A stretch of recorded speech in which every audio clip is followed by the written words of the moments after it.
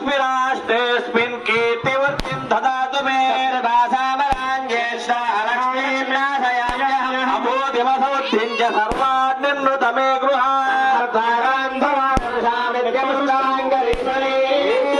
सर्वभूतानां त्वां ह्योमह्वये श्रियो काममागोदिं वाचः सत्यमसेमहे लोकमण्डस्य महिषे श्रीतामेन प्रिया भूतामहि सम्भवकर्तमा मातरं वर्धमानि आमसृजन्त स्निग्धानि जग्नेतमसमे गृहे मातरं श्रियं भासय मे पुष्करणीं पुष्टिं पिङ्गलां पद्ममालिनीं हिरण्मयीं लक्ष्मीं जातवेदो ममावः अर्थां यः करणीं यस्मिं सवर्णां हेममालिनीं हिरण्मयीं लक्ष्मीं जातवेदो ममावः महावः जातवेदो लक्ष्मीमनवगामिनी यस्यां हिरण्यं विभूतं गावो दास्योऽस्मान् विधेयमुरुषः पद्मप्रिये पद्मने पद्महस्ते पद्मालये पद्मकलाय दाक्षे प्रिये विष्णुमनोनुकूले तत्पादपत्रं मयि सन्निधत्ता जातश्रिय आनिर्याय श्रियम्बयाय द्रभ्यो ददाते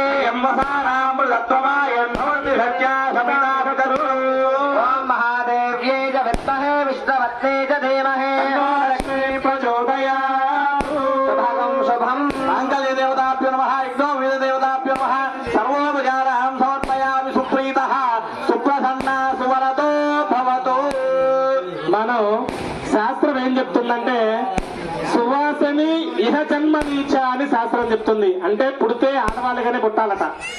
ఎందుకంటే ఆడవాళ్ళు సౌభాగ్యాన్ని పొందుతారంటే ఆడవాళ్ళు. అంతేకాకుండా జన్మనిచ్చేటువంటి కూడా ఆడవాళ్లే. మనం ఇంట్లో ఈ రోజు లక్షణంగా ఉన్నావురా అంటే అది ఆడవాళ్ళు పెట్టేటువంటి శిక్షే. మనం అంత గొప్ప వాళ్ళు ఆడవాళ్ళు. అందుకే గవర్నమెంట్ కూడా మొట్టమొదట స్త్రీలకే అవకాశాలు ఇస్తుందన్నమాట. అంత గొప్పవాళ్ళు ఆడవాళ్ళు. అలాంటి ఆడవాళ్లకు ముఖ్యమైనటువంటి ఉద్దేశం ఏంటంటే పొట్టు పెట్టుకుంటారట ఆడవాళ్ళు. కానీ ఇప్పుడు మనం ఏం చేస్తాము, స్టిక్కర్స్ పెట్టుకుంటాం. చాలా మంది కుంకుమ పెట్టడం చాలా అరుసు.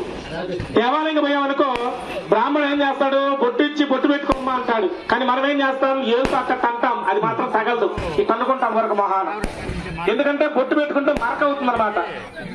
కాబట్టి అలాంటి ఫ్యాషన్ పెరిగిపోయింది ఇప్పటి రోజుల్లో. కానీ శాస్త్రం ఏం చెప్పింది, పుడితే ఆడవాళ్ళుగానే పుట్టాలి అని చెప్పింది శాస్త్రం. అలాంటి శాస్త్రము మంగళసూత్రం ఉంటుందంట పెళ్ళలో ఆడవాళ్ళకి. కానీ ఇప్పట్లో మనకి చాలా మందికి ఇది తక్కువ అనమాట ఉండేది. ఎందుకంటే ఒకరోజు ఒక గ్రామంలో ఒక దేవాలయం ఉండేదట.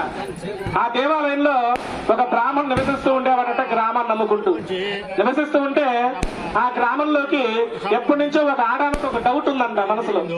ఆ డౌట్ కోసం ఏం చేసింది, ఆ బ్రాహ్మణ దగ్గర నేరుగా వెళ్ళింది. వెళ్ళి, అయ్యా నా భర్త ఎప్పుడు పచ్చగా చల్లగా ఉండాలా, ఏం చెయ్యాలా అని అడిగిందంట బ్రాహ్మణ్ణి.